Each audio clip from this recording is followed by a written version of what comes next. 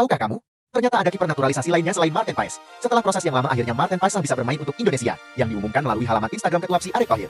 Nah, selain Maarten Paes, ada beberapa kiper keturunan luar negeri yang membela Indonesia di masa lalu. Kiper itu adalah Van der Veer dan Tan Mohan. Dimulai dari Arnold van der Veer, pemain naturalisasi pertama yang membela timnas Indonesia pada masa Hindia Belanda. Ia berkiprah di Persija dan turut membawa kejayaan sepak bola nasional, meski harus meninggalkan Indonesia akibat kebijakan politik pada era Orde Lama.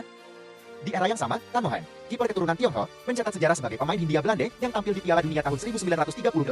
Meski kalah telak dari Hungaria, Tan Mohan tetap diingat sebagai bagian penting dari sejarah sepak bola Indonesia. Namun, di zaman kolonial, naturalisasi tidak seperti sekarang. Mereka bermain tanpa melalui proses kewarganegaraan resmi karena berada di bawah sistem kolonial Belanda, dan di era modern, kita melihat Maarten Paes sebagai kiper naturalisasi terbaru Indonesia.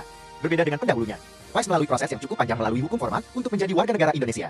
Mengikuti aturan ketat FIFA, proses naturalisasi ini bertujuan untuk memperkuat skuad tim nasional di kancah internasional. Jadi sebelumnya bukan hanya Maarten Paes yang pernah membela tanah air ini, walaupun pada zaman itu timnas masih menjadi timnas Hindia Belanda, bukan Indonesia. Dan Maarten Paes menjadi kiper naturalisasi pada era modern sekarang.